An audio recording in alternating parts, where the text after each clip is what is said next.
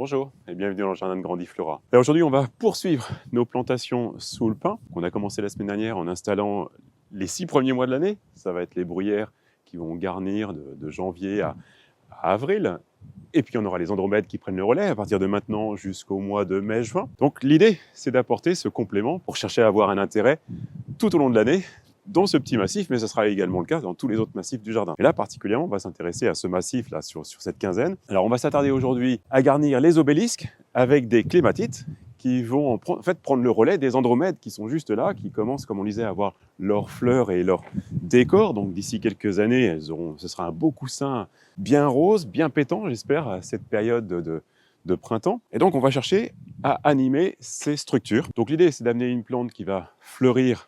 Et ça, c'est le jeu que les clématites vont amener sur la partie estivale. Donc, on va être de juin à septembre. Alors, dans les clématites, ce qui est fascinant, c'est qu'on va avoir toutes les couleurs de l'arc-en-ciel, et même plus, puisqu'on va avoir le blanc, on va avoir le bleu. Donc, vraiment, on a une palette de couleurs qui est extraordinaire et qui peut vraiment répondre à vos souhaits de décor et de tonalité qui vous correspondent plus. Alors, chez nous, c'est plus le rose et qui est décliné, bien entendu, en pourpre, qui va être décliné en rose pâle, en rose foncé. Enfin, voilà, on va avoir beaucoup de nuances de rose, mais pas que, bien sûr, on a quand même d'autres couleurs. Mais quand même, le fil conducteur, c'est le rose. Alors voilà, ça va être le choix qu'on va avoir dans nos clématites aujourd'hui, entre des roses foncées sur la partie extérieure avec des cœurs jaunes, tels que la variété ici, Azoa.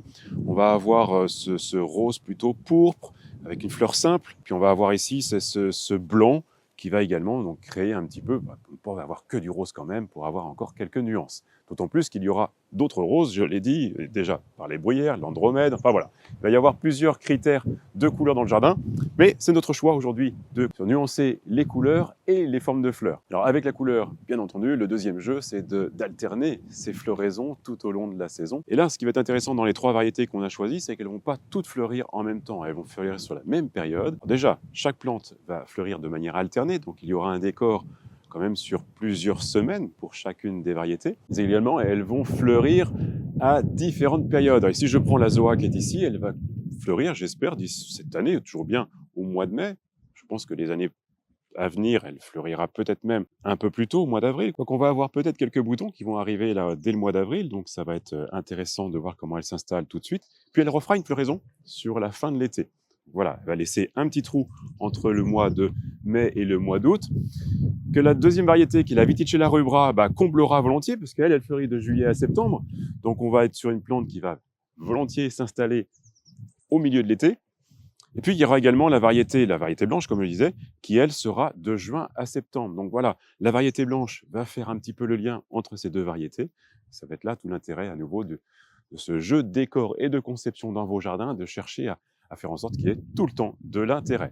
Allez, la répartition, je vais choisir la couleur qui me semble la plus vive pour que quand on regarde le fond du jardin de nos baies vitrées, de notre terrasse, on soit attiré pour venir voir ce qui se passe dans le fond. Donc voilà, je vais mettre la couleur rose, la variété Azao ici. Je choisis celle qui a une couleur plutôt blanche avec des pétales qui vont être également bleutés. Mais comme la dominante étant très claire, je vais la mettre en contraste avec les bruyères qui ont, elles, un feuillage beaucoup plus foncé. Donc voilà, ça va amener un petit peu plus de clarté dans cet espace. Le nom n'est pas simple, Yuki Komachi. Et je vais mettre dans le fond, sur la 3e obélisque, celle qui a une couleur un petit peu plus foncée, une fleur simple, la Viticella rubra. Donc vraiment une très très jolie couleur, assez foncée.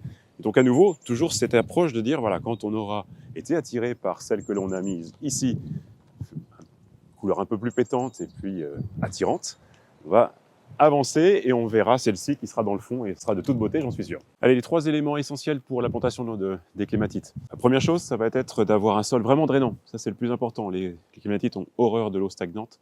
Donc vraiment, mettez bien une couche de gravier au fond de votre trou.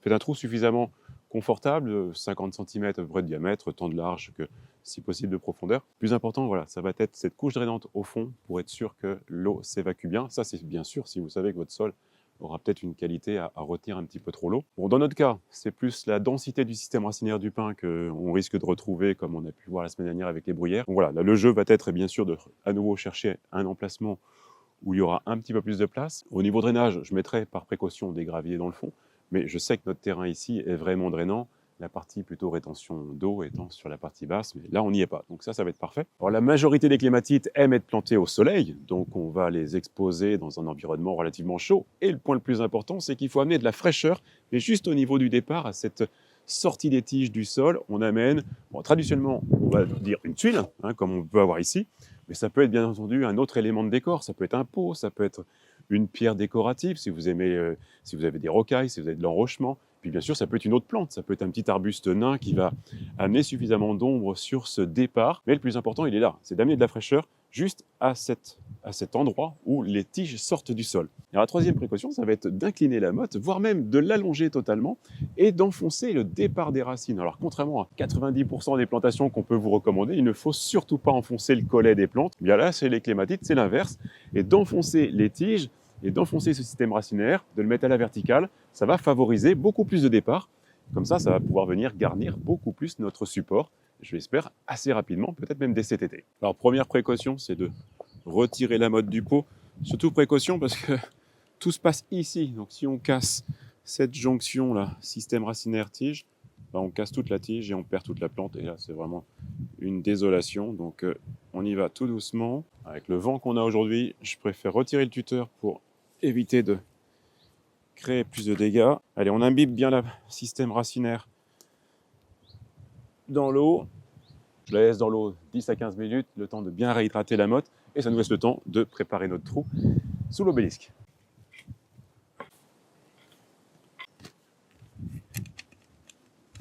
Alors le mélange traditionnel, 1 tiers de terre, 2 tiers de terreau. Dans le terreau, en principe, il y a tout ce qu'il faut pour la reprise du système racinaire et que la plante s'installe bien. Mais j'ai l'expérience de la semaine dernière où j'ai planté la bruyère, les bruyères, dont la bruyère arborea que l'on voit ici, et qui en une semaine a séché. Alors là, je ne comprends pas trop ce qui se passe. Donc je vais aller voir bien entendu ce qui se passe.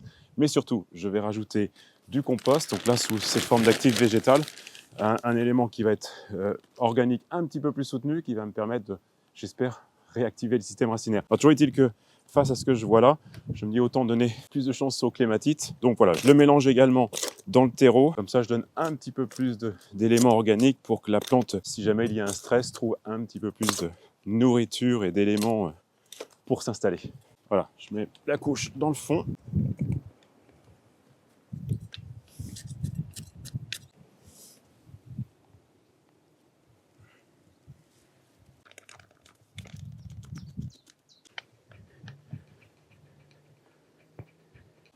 Allez, je remets le paillage en surface. Alors comme on l'a vu la semaine dernière, on a relevé le pH de cette structure en fait, parce que je pensais vraiment que le pH allait être très bas par les aiguilles que je mets très régulièrement depuis une bonne dizaine d'années, voire plus. Et je pensais vraiment que le pH allait être proche de 5. En fait, pas du tout. On l'a vu la semaine dernière, il est proche de 6, donc c'est parfait pour les clématites. Elles s'acclimateront très bien dans cet environnement. Donc voilà, on met le paillage. Ça amènera également un petit peu cette fraîcheur que l'on a besoin dans le sol. Et puis avant de la mettre sur l'obélisque, je vais écarter les tiges en faisant vraiment attention, parce que comme on disait tout de suite, tout se passe sur les tiges. On va essayer de ne pas les abîmer, les casser, mais on va essayer quand même de répartir autour de l'obélisque les différentes branches. La qualité numéro 1 d'avoir des clématites, c'est d'avoir des vrilles pour s'accrocher sur le support. Et quand elles sont serrées comme ça autour de leur tuteur, eh ben, les vrilles se mettent autour des plantes, autour du tuteur, autour des autres branches. C'est le bazar. Et des fois, il faut être violent. Hop. Bien entendu, pour positionner la clématite, vous avez de nombreux supports possibles. Ça peut être l'espalier traditionnel, ça peut être l'arche, ça peut être la pergola. Le simple tipi, ou plus compliqué, c'est l'obélisque. Pourquoi plus compliqué? Parce qu'il va falloir chercher quand même à ce que la plante s'installe quand même tout de suite sur la structure. Et puis de le faire par une journée ventée comme on a aujourd'hui, j'ai de nouveau pas envie de casser mes petites branches. Donc voilà, c'est le temps d'installer mon obélisque. J'ai amené la pelle pour protéger les départs, et puis je vais aller les chercher pour qu'elles viennent quand même s'installer sur le support. Bon, une des leçons, parce que je ne m'attendais pas à avoir ce vent quand même aujourd'hui. Je pense que quand la plante grimpante sera bien installée, quand la clématite sera bien installée sur l'obélisque, il y aura une prise au vent. Donc je trouve une solution pour accrocher mes obélisques au sol. Pour l'instant aujourd'hui, juste pour être sûr que si jamais le vent venait à emmener un petit peu plus la structure, je mets juste quelque chose de préventif. mais ça fera le travail au cas où il y a une bourrasque. Bon, voilà, je vous retrouve demain parce qu'on va continuer justement cette plantation et finir cette plantation avec la fin de l'année, c'est-à-dire l'automne, amener des plantes qui auront un intérêt sur la période automnale. À demain, j'en ai bien.